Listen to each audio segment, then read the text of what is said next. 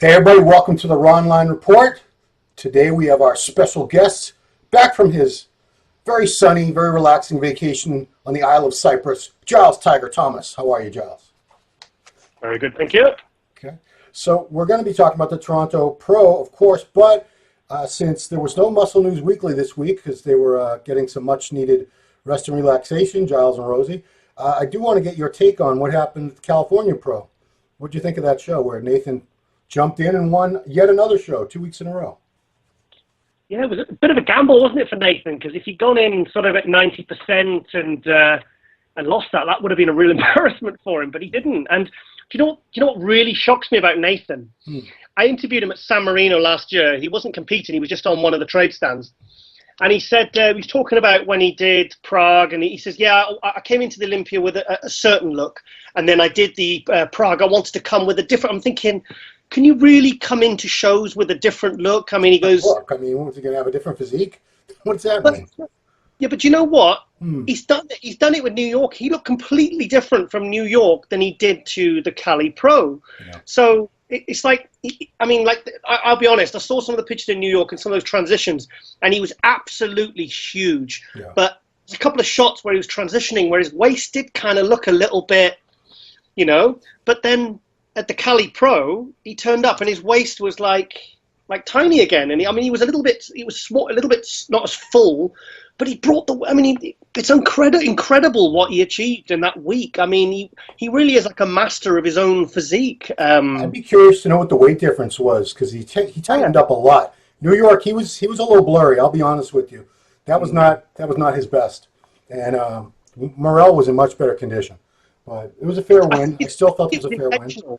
I think it was intentional, though. He likes, because I think he knows that the New York show, they like the big guys, big, you know, you got the East Coast guys, you got Juan Morel, like John De La Rosa, you know, these really big, full guys. Now, he must have thought, you know what, I'm going to have to be at my absolute fullest and biggest to really do this. And I was, you know, he's definitely moving forward. So how do you think he'll do at the Olympia this year?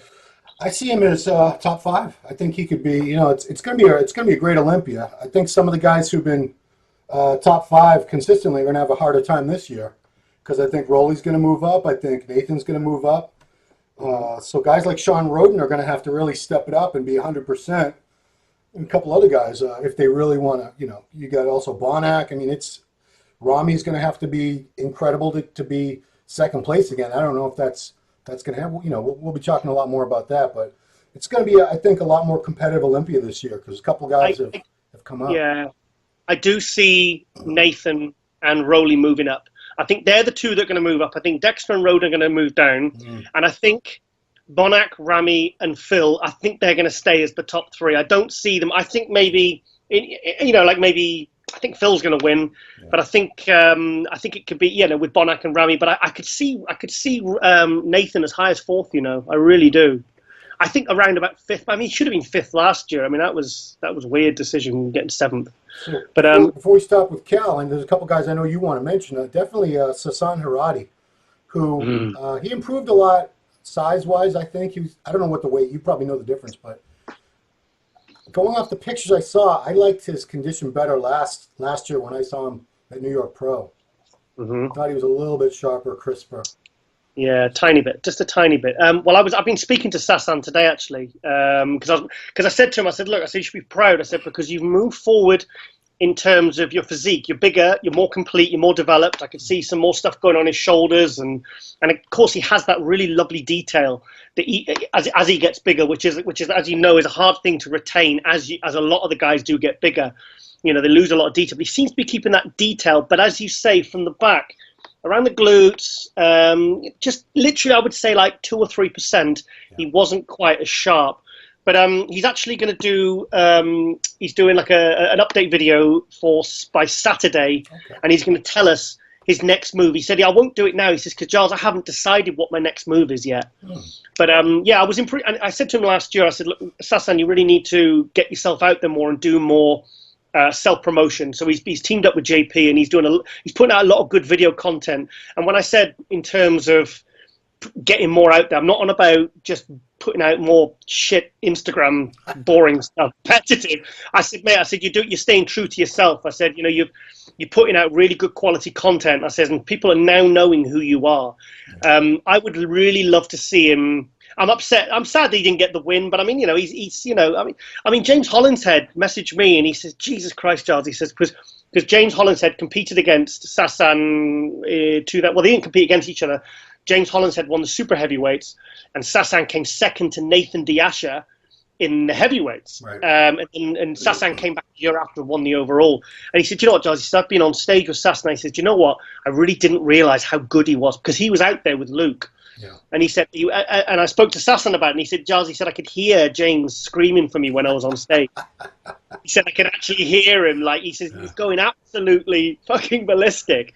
He's going crazy. So I really want to see Sasan get a win this year, and I want to see him in the Olympia, and I would love to see him place in the top 15. I really would. I think maybe 10th to 15th, I would love to see as I think that would be a really good year because he is adamant about getting to the Olympia this year. He's absolutely hell-bent on doing it. So he's going to let me know on Saturday what his next plans is because he's going to decide Saturday, and then I'll put it in Muscle News Weekly, which will go up on MD on Monday. Awesome. So we will get the scoop, as they say. What show is Hollingshead getting ready for? Tampa. Okay. Oh, excellent. Tampa. He started his prep now. So, I'd like to talk about our good friend Gerald Williams as well, who 7th. I was so impressed with his condition. Because me and Rosie watched the run line on the beach in Cyprus last week. Because because Rosie, she probably wouldn't sit through a whole run line. Sorry, Ron. It's okay. It's okay. She would watch bits of it, but she actually watched every single minute. We're on the beach, literally watching it with a headphone, one in each ear, and she watched the whole thing, and she's absolutely blown away with Gerald as a person. As you know, he's such an interesting guy. There's things like I didn't realize the pilot and all the music playing with Isaac Hayes and. I had no idea of all that. No idea. Well, me and Gerald we Skyped last night for an hour and a half.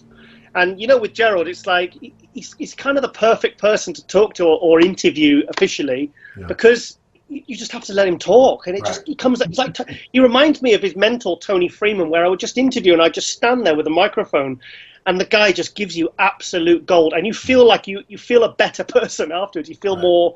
open to new things and ideas, and I just think, so Gerald, for me, he had probably the best condition in the whole show. What do you think? Yeah, condition-wise, I mean, I was looking at everyone that beat him and trying to figure out where I would have had him if I was a judge, and I would have had him a couple slots higher. I would have had him probably as high as 4th. I know his arms still kind of hold him back, but he's got everything else. He's got this tremendous X-frame. Tiny waist, flaring thighs, the shoulders, the lats. Lats really flare out. I mean, and condition, he was among the best condition, maybe the best conditioned guy in the open lineup.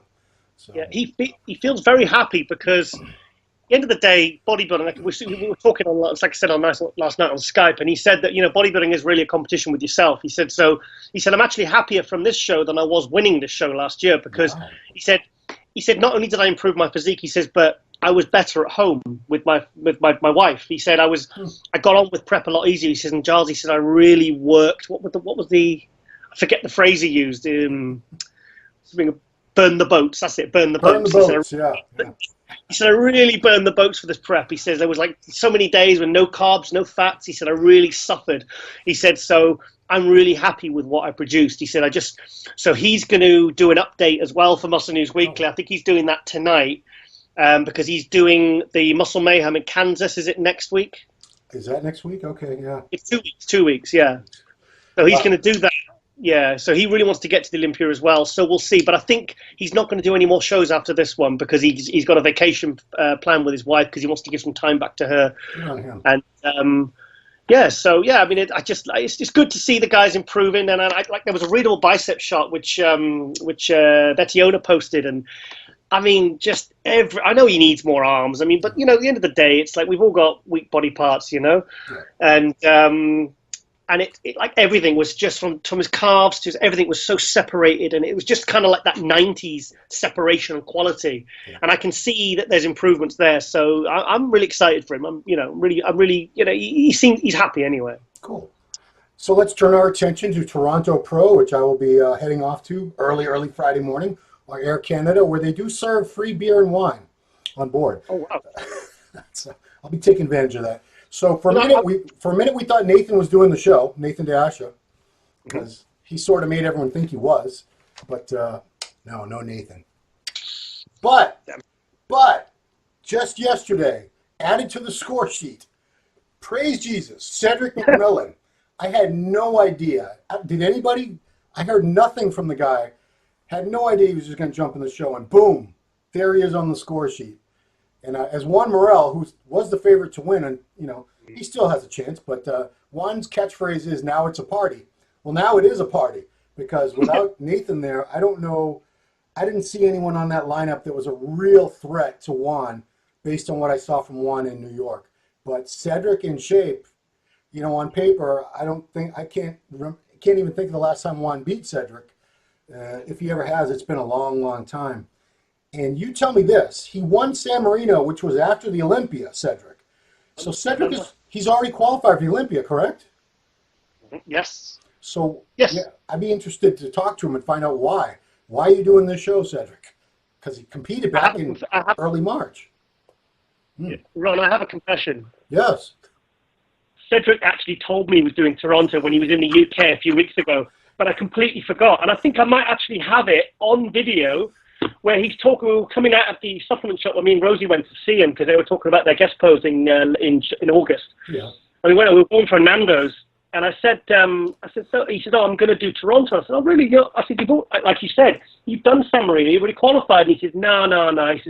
He said, "The more shows I do, the better I am." He said, "All this kind of like do the Arnold, take time off." He said, "That works for some people, but that doesn't really work for me." He said, it keeps me focused, and I think he does. He stays in very good condition anyway. And I think he said for him, doing this show will actually make him better for the Olympia. Wow. It's like it kind of keeps him focused, keeps him on his strict diet. And he said, this will help me be better for the Olympia, not worse. Wow. So he told me. I was like, when he told me that, I was like, oh, shit. How could you possibly forget something like that, Giles? Come on. Sorry. Sorry, man. Well, that's good, because otherwise, it might have leaked, and I'm glad it just came out now, because this is a real shocker. It's going to be a much better show now, much better show. So Cedric, he's deadly, and Cedric, if he looks the way he did at the Arnold, where he was beaten only by Dexter and Bonac. Yep. Juan, it's going to be, you're going to have a rough day. Yeah. But Juan, he looked really good in New York. He did. Upper body's massive. His condition was right on point. Legs, he has a rough time with those legs, because he's so wide and so massive in the upper body. It's I'm sure his thighs probably measure like 32 or 33 inches or something. Impressive, but when you look at the whole physique, the balance, he just still seems like he needs more legs, particularly more sweep. I think would really help his physique out. Would balance it out. I'm visualizing him, because from the back and the side, his legs look good. He's got good, like someone said on the forum, they said he's actually got a better hamstring hang than Nathan. I said that. It's definitely true. He was killing Nathan in the legs from the side. Yeah. So but I think it's just that teardrop, isn't it? The vastus medialis, or whatever it is. Correct. But it's just the lower quad. And it only see that in the front poses. Right. But like the day, if he's nearly beating Nathan, I mean, wasn't he winning the judging at New York? I believe so. I believe he was. Yeah. So Nathan is ahead. Well, in terms of Olympia, Nathan is ahead of Cedric. So there's a chance there that he could possibly beat Cedric. And I mean, but Cedric seems to be fair though, Giles. Cedric has a history of not looking that great at the Olympia, for whatever reason. Yeah. I don't know why. I wish he would. Mm-hmm. We see him in the spring, and we're like, wow, and then we see him at the Olympia, like, oh. Yeah. Well, that's what I mean. The last 2 years, he got 7th in 2016. Then he got 10th last year. I mean, last year was, like he said, it was like he said to Rosie at that interview at the Arnold Europe, he said it was just fucking horrible. he said he couldn't even work out why he looked like that. I know he said he had some problems with his coach and all that. I don't know. You never know, do you? But I just think, I don't know what it is sometimes with these guys. Like Flex Wheeler used to be the same. He'd look sensational at the Arnold Classic. And then come to Olympia, he looked good, but it wasn't the same bodybuilder you saw. Sometimes I don't know whether it's psychological. Do they get overwhelmed? Is it the fact that they get distracted training in the summer or where they are, or maybe it's easier to train in the winter and just get focused? Maybe I'm going to speculate. It's just the pressure of it being the Olympia, and it's such an overwhelming, thing that it's always on their mind. Oh my God, the Olympia. Because what San Marino was like about a month later or so, a full month after at least, right? It was early November, wasn't it? It was almost 2 months later, and he looked. Yeah, it was November. He looked so much better in San Marino, so much better. Sharp. But I said to Cedric, because we went for the Nando's, and I said, Cedric, that problem area for you used to be your glutes and your hams. I said that was the area that when you turned around, if you looked great from the front to the side, that was where you fell down. I said, but for San Marino and the Arnold Classic, I said, you've kind of nailed those areas now. I said, they're very sharp. The condition, his hamstrings were sliced at San Marino and the Arnold Classic. I said, but now it seems to have shifted to your abs. I said, your abs always just look a bit watery and a bit soft. And he said, do you know what it is? He said, yeah, I do take that on board. He says, because to try and keep the aesthetics and that classic shape in his small waist, he said, I never train abs. He said, that's probably why. He says, so for the next few shows, obviously for Toronto, the Olympia, he's going to start training his abs because I think they're just very shallow. Right. And I think it, like sometimes when he hasn't got a gut, but when he releases it, it kind of, it just looks a bit, you're distracted when he's hitting some of those front poses. Yeah. So maybe if he comes in with that nice, in the ab area, and now he's got the glutes and hams kind of tighter and everything's kind of popping and there's no kind of weak spots. Maybe he's gonna, maybe he'll just be like a clear win, and it'll be like, shit, is he actually gonna make top 6 at the Olympia this year? Because that's what you and I want to see. We want to see Cedric. Of course. We want to see Cedric in the top 6. We want to see him in the top 3. He deserves a physique like that to not be in the top 5 is ridiculous. So, but he's not helping himself by coming in off at the Olympia. I know. So he has to be in the top 5 because he's won the Arnold Classic. He got 3rd at the Arnold Classic. He beat Rowley. He beat Biecki and Kuklo and all these guys. He beat Haddy, who was absolutely sensational at San Marino. So, he needs to be. He needs to be in that top 5 really to sort of indicate how good he is. Now let's talk about the. I predict this kid's going to get Rookie of the Year, or what do they call that? Is it just Rookie of the Year?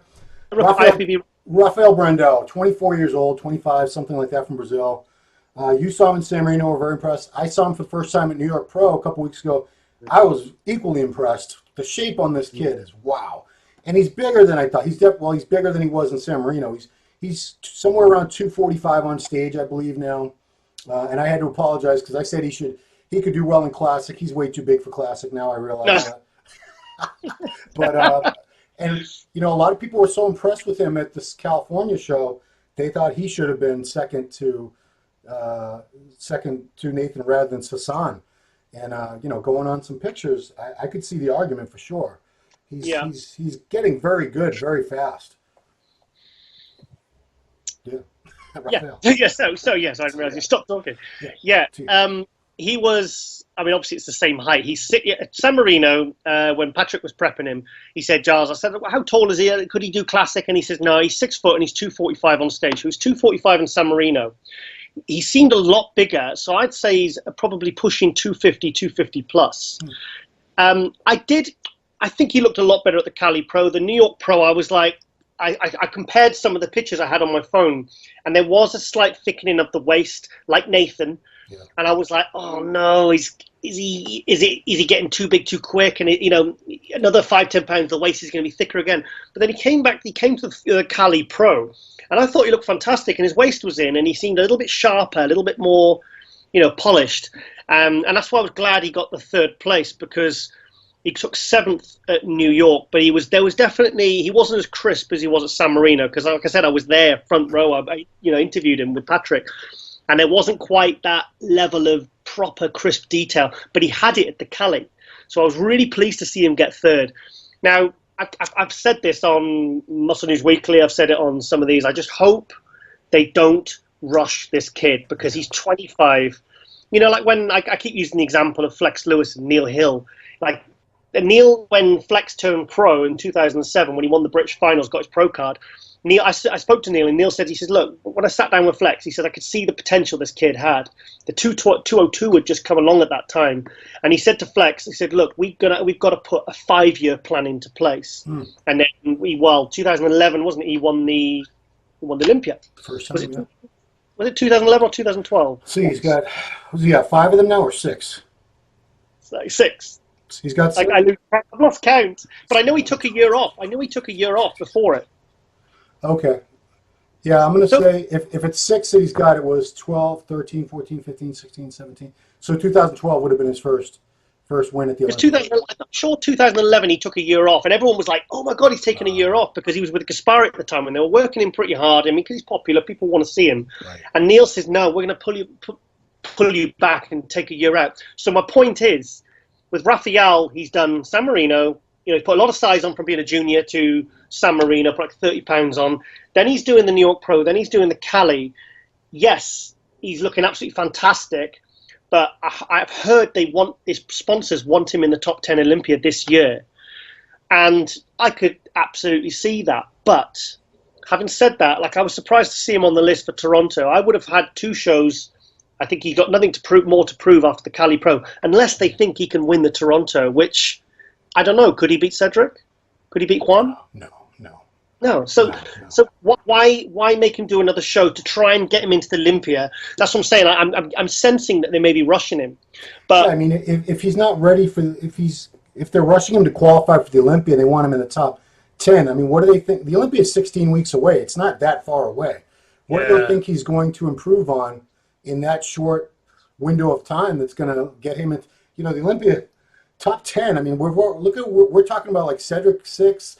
We're talking about a stacked group of guys here. That's, you got Phil, Bonek, Dexter, Rami, Rowley, Nathan.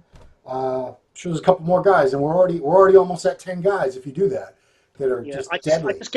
I just get worried when someone is hyped, and when for the first stage they live up to the hype, then the pressure builds. And the thing is, he's 24, 25. I think he just needs to. They need to go. Okay, he gets third at Toronto. Fantastic.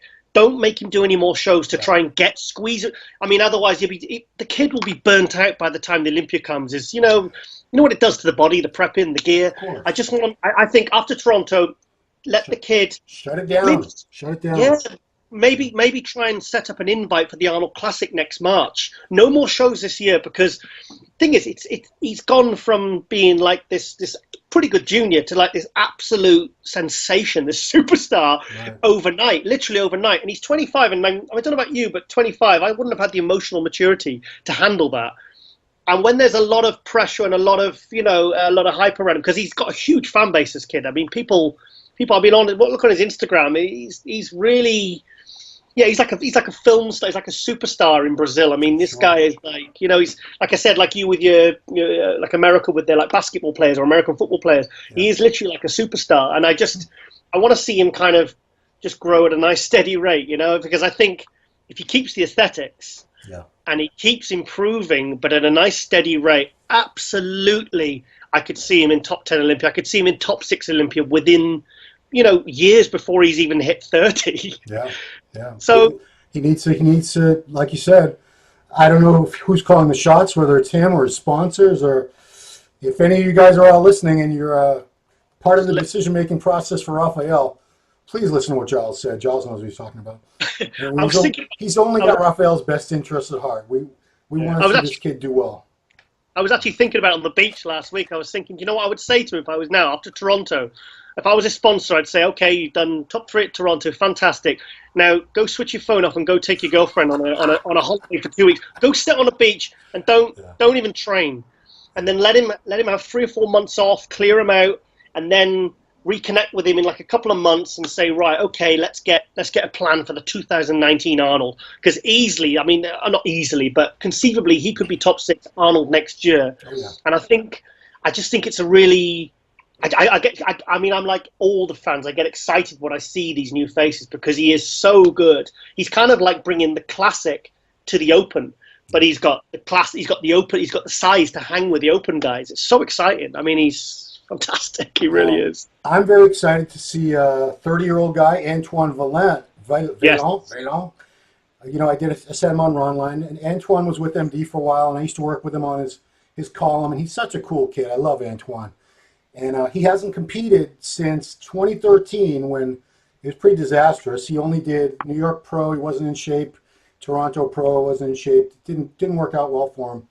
And, you know, the kid's been through hell and back, and he's beaten opiate addiction, which very, very difficult to do, very rare. And he's very open and honest about it because he wants his experience to help others who are going through the same issues. And all that aside, even if you knew none of that, just looking at his physique, if you look at his Instagram, his YouTube channel, we've been reposting some of his training stuff, his prep stuff that he's been putting up. Kid's got a phenomenal physique. Just, you know, that classic shape, the peaked biceps, the flared quads, and he's in great condition. I'll be interested to see how he does. Even if he doesn't do that well, I'm still going to be so happy to see him, but I hope he's up there. I'd love to see him up in the top 3, top 5 at the very least. Yeah. That's it. I'm an Antoine fan. Love the kid. So, well, I'm an Antoine fan now as well because he was on Muscle News Weekly the other week, and I reached out to him through Instagram, and I got his number, and we were messaging back and forth, and he sent a couple of videos, and straight away, as soon as I started watching the video, I didn't really know anything about him. I obviously knew his past and stuff. I just started smiling. And I just thought, I like this guy. And then he did a little video of him. He says, show you're in Canada. He started talking to the geese. He's hilarious. He's just a goofball. And it's like, he's like, come to me, geese. And it's like, honestly, I was laughing for days over it. It was just so quirky. And it's like, you know, at the end of the day, I've had my issues in my past similar to what he's had. And it's very, so I can really relate to that guy. I just, you know, and yet, how can you not root for someone that has come back from something that could, you know, I've seen a lot of people messed up by stuff like that. And it's, like I said, aside, you know, I've been looking at his Instagram, and he puts out really good video content. He's original. He's funny. He's very naturally funny, and he seems like a really nice, decent person. So, and I love his physique. He's like kind of like, you know, like we said about Raphael. He brings that classic look to the open. I mean, that's why the classic was created, because those kinds of physiques were being lost. They weren't being seen in the pro ranks anymore. Right. So when you got guys like Raphael and Antoine turning up to like the Toronto Pro, and they're bringing something that kind of embodies all the qualities of what, you know, that we really want to see. The thing is, it's popular. I mean, I felt like a right schmo watching one of his. He did this video. He put like thing, and it's him posing, and he's from the front, and he kind of flicks his legs, and like something started happening. I said, Rosie, look at that. I said, look. Everything just started like all these like the detail, and I was just like, that's amazing. Yeah. But yeah, it was like I love his physique. I just the aesthetics, and you know, it's like there's a lot going on. It's a pretty physique, you know. It's like I keep saying, you know, it's kind of like Raphael, where it's nice to see, and you just think, oh, I hope he doesn't ruin his physique, you know. Yeah. But I would love to see him in the top 5, top 6. If he does, I think that's a really good comeback for him, and I think you can tell by his physique how he's built it. He knows what he's doing, and he knows what constitutes a good physique. Yeah. And like I've seen him watch little videos, and he seems to train properly, and he seems to be quite a smart kid, you know. And I think he's probably a lot smarter for what he's been through in the last 5 years, because, you know, what he's learned and stuff has probably given him a new fire, you know. And I really respect that. And it's like he's probably going to build a bigger fan base than people that place ahead of him. Right. So yeah, love to see him in top 5. Absolutely. And last guy I'll mention for the Open, Akim Williams, who actually was sharper in New York. First, I wasn't giving him proper credit. Milos kind of reminded. He said, "Look at him again, Ronnie. He's actually in way better shape than he was last year." Because I had sort of in my mind almost written off Akim like he's never going to be in shape, which is a terrible thing. I shouldn't be like that, I know. But Milos was like, "Look again, look again," and I looked. I'm like, "You're right. He's actually not that far off. He seems to be getting a better handle on it, and he's got that Ronnie Coleman freak factor. He's just massive, and he doesn't have a gut. He's just got slabs and slabs of round, full, thick muscle, you know." So it'd be interesting to see if he tightens up. He's had 2 weeks since New York. theoretically, he tightens up. He's definitely someone who could be doing very well. Yeah, I mean, he's a guy with so much size. I mean, I didn't really see too many pictures of him from New York Pro, but yeah, like you said, he's one of those guys that you just think, oh, please turn up in condition, please, because it's such a waste of potential when you get guys that good, that big, holding that much size. You just think, oh, it's frustrating. Yeah. So it's kind of like Biecki, if they turn up in really good dry condition, you know that they're going to be in the first call out and they're going to be dwarfing everyone. Yeah. I mean, I'd love to, if he's in shape, I'd love to see him next to Juan and Cedric, because those are two big guys, with good conditioning. So so I'm pulling for him. Okay. So turn our attention to 212. My favorite, I'm very biased because I like this kid, Zane Watson, the local Toronto kid. I had him on. I've interviewed him a couple times for the magazine. I had him on the Ron Line thing a couple weeks ago. He almost won New York. He's got one of these issues where it's now really tough for him to get to 212, and he says the only show he can really be at his absolute best for is the Olympia, because the weigh-in is Wednesday and he gets on stage Friday night, because he can be on stage in the same condition at about between 225 230, he says, as he is at 212, just much fuller. Yeah. So I'm not sure when the weigh-ins are for Toronto, but looking at this lineup, there's some guys that are really good for sure, but as far as I'm concerned, it's Zane Watson's show to lose. I'm a fan. So what is Zane? Is he about 5'7"? He is. He's about 5. He's on the taller side of the 212 for sure. There's taller 212s out there. I mean, I've seen, what was the guy? Dugdale was probably close to 5'7". Yeah, I mean that's not too tall for 212, right. And he does bring a very complete physique. So, and he said, like he said, he's a good poser as well. Very good poser. So, yeah, I mean he's probably going to win this one. I mean, and the thing is, I like his conditioning as well, because I've not seen any picture of him even remotely out of condition. So condition, symmetry, size, posing, it's his show to lose, really, I would say. So the other hype in the 212, Cody Montgomery, who was, the greatest teenage bodybuilder ever. He won Teen Nationals 3 years in a row. He turned pro. He won the USA heavyweight and overall back in 2015, a month before he turned 21. So he's still only 20 years old when he did that. He only competed as a pro briefly in the spring of 2016. Did Arnold, Ohio, Arnold, Australia, I think it was. Didn't do that well, but, he was a kid and he was up against some much larger guys. So he was supposed to do Classic. That was the plan, I believe, up until fairly recently.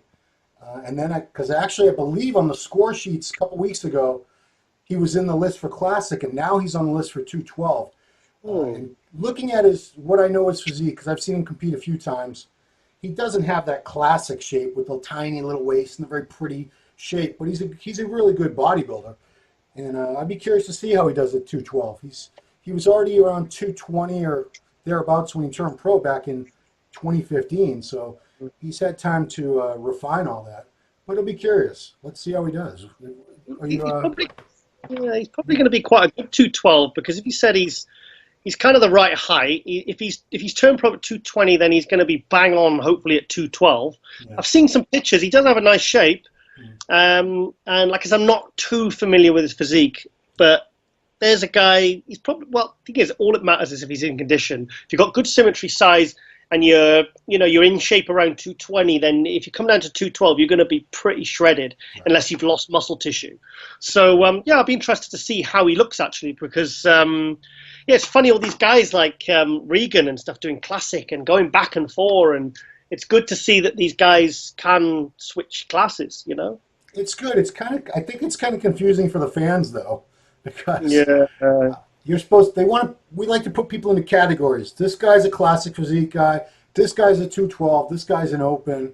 And seeing people jump around back and forth, it makes you think, what's the point of having all these different divisions? Why don't we just have one division like we used to, if it's all the same anyway at the end? But I'll be honest, I still don't know how I feel about the Regan Grimes Classic thing. I'm still a bit baffled by it all. I'm not sure. I'm going to really think about this one and do a little, maybe mention it in the Muscle News Weekly on Sunday. It's all, that was a bit of that took me by surprise, that one. Took everybody by surprise. 'Cause I was in there in the with the press looking at the score sheet. He's on the score sheet for Open, and all the guys come out and like, what happened? Did he pass out? Is he at the hospital? What happened to poor Regan? Yeah. And then someone said, look at his Instagram, and there he is, like with the competitor number from like much higher number, like which would put him in the classic lineup. Son of a bitch. But anyway. So another couple guys are in the 212. They're all going to do well, I think. I saw both of these guys in New York, Ahmad Ahmad and Mahmoud Al-Dura, both very balanced, symmetrical, in shape, great posers. They're definitely going to be up there. One guy I wasn't very familiar with, but it said UK next to his name, so I'm assuming you know who he is. Masoom Butt. Is this guy good? Tell me. Yeah, he's very good actually. He did. I think he took second at Toronto. I think it was about 5. I think it might have been 2. I've got 2012 in my head, but he got second, so he's made top 3. Okay. He did 2012. He did the British Grand Prix. He did Prague, which I was there for MD at, and I think he took 5th. Bonac was 4th. Yeah. Wow. And he's one of the lighter guys because he's only around about 190, and he's had a few years off. Very complete. He didn't do too well at the was it Fiji? One of the ones a few weeks ago, the 212s. I think he got 8th or 9th. It wasn't kind of what I expected, but I know he'd had a few years off. Sometimes when these guys come back, they need 1 or 2 more shows, but he's one of these guys, very complete. His condition, he's got real muscle maturity because he's mid to late 40s now. Okay. He's actually from Londonderry in Ireland. Oh, really? He runs like a convenience store, and and he's. I was over in Ireland a couple of years ago with one of Rosie's clients. She was prepping a physique girl, and he trains at the gym that she was training at. And I was saying, so what's happened to Masoom then? He says, I don't know whether he's going to compete again and finances and stuff like that. And I said, well, he should, because he's had some good placings, Right. I mean, he's done, he was getting called out with Jose and Bonac the year he did do 12. He's beat some good bodybuilders. And like I said, I think it was second he took in Toronto, the 212 a few years ago. So he's got a good history with this show, So. Yeah. He's very good actually. If he's turned up in shape, I would say he could push for top 3. Okay, I'll keep an eye out for him for sure. Classic was a decent sized lineup, but I'm only going to talk about one guy because Terrence Ruffin. Based on track record, I don't know who's beating Terrence Ruffin at this show. Terrence was 6th place at the Olympia last year. A lot of people would have had him higher. I think we saw him at the Arnold too, didn't we, Terrence? Not really sure. But I mean, it's the Olympia we saw him. He's got a tremendous physique. That's what classic is supposed to be all about. You see these twisting shots with the flaring lats and the big arms and the little tiny waist, flaring quads. He's got that really pretty look with the little joints and the just perfect structure. Yeah, I don't. This is definitely Terrence's show, unless somebody on that list that I'm not aware of is equally impressive. Yeah, he's in the mold of Serge Nubret, isn't he? Yeah, for sure. It's funny though. The thing about Terrence, I mean, I was looking at his pictures on Instagram today actually, and he's really come in condition very, very quick. A few weeks ago, I was looking at pictures and I was thinking, he must be like 2 months out, 3 months out. He must have been only a few weeks out. He gets in condition quick. And the thing about Terrence is, I'll be honest, when I saw him by himself at the Olympia, we were sat, me and Steve, I was absolutely blown away by him. But when I saw him in the lineup, I couldn't find him. Huh. I couldn't, I was like, where's Terrence? And I think you had to point him out, and I was like, and he is quite a little bit smaller. Right. But as you say, he has a very, very classic physique. And it's like when you got, again, back to the Regan Grimes thing, it's like, is that really a classic physique? Or is that an open or 212 guy just trying to squeeze himself down because he can make the limit? And, Yes. Yes. But someone like Terrence Ruffin, he's really what we class something that embodies a classic physique. So he fits the bill absolutely perfectly. So, and it'd be interesting to see if he's put a little bit more size on. I mean, thing is, the top 6 this year at the Classic the Olympia this year is going to be tough to crack. It's going to be tough. Yeah, I mean, like I said, I'm not too familiar with a lot of the other names. There's so many new people coming into Classic, right. But it's going to take somebody really good to beat Terrence this weekend. Yeah, I mean, the Olympia, I'm looking forward to the Classic Olympia. We got Bumstead's going to be improved. Breon always great. Arash Rabar is vastly improved. You know what we saw at the Arnold based on the previous years. We got George Peterson. Hester will be back. It's a great crop of guys coming up, and every year new ones like this Divine Wilson guy's really good too. Every year there's a couple new really good guys that are top 5 Olympia caliber coming. Do you remember Courage at the Arnold? Courage Abar, yeah. He wasn't even. I'm saying it. He wasn't even in shape at the Arnold. He's that good. He was still able to be 3rd place, but he was that was like 80% condition at best. I mean, I to be honest, at the judging, I hardly noticed him, and then at the night show, because it was at the different venue, I saw him and I was like, "Whoa, he's so good!" And I was like, "Oh," because I didn't think he'd get 3rd because he wasn't in the best condition. Right. But I was like, "That guy is going to be seriously, seriously good when he gets in condition." So obviously I was quite surprised when he got 3rd, but I was quite pleased. Right. But there's a guy, new guy. I mean, he's probably going to come back in much better condition this year, and he's beautiful, beautiful, yeah, fantastic. Well, that is it's going to wrap up our little preview. I wish you were going to be there, but you're busy doing all kinds of stuff over in the UK. The Rascal range is launching. I know that's going to be a lot of work, so appreciate you still keeping up. Yeah, what's that, the Cola Cube? It's just the bags. You got the sample one, just printed one. Yeah. Let me ask you this: does Cola Cube taste like Coca-Cola? No, you never had the candy, the sweets in America, the little cola cubes. Cola, no. Never had. Oh my god, they're amazing. As a kid, they're like these little sugary things, and oh my god, they're beautiful.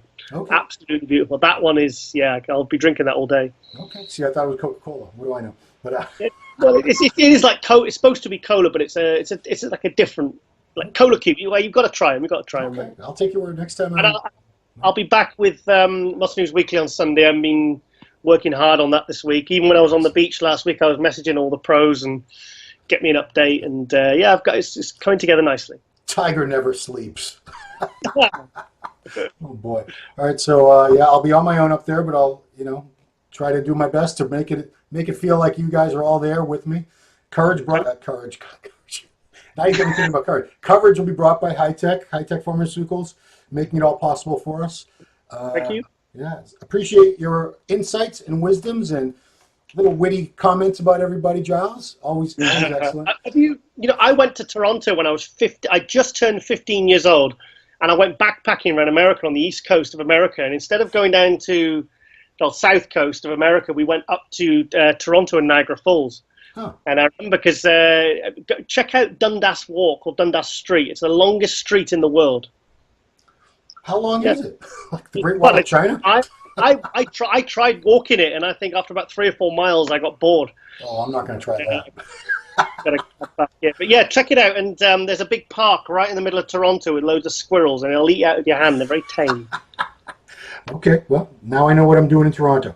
All right, cool. Thank you, Giles. Thank you guys for watching. Please keep up with our coverage beginning Saturday morning and going all the way into early Sunday afternoon, as we have events going on all day and night Saturday and into finals going into Sunday.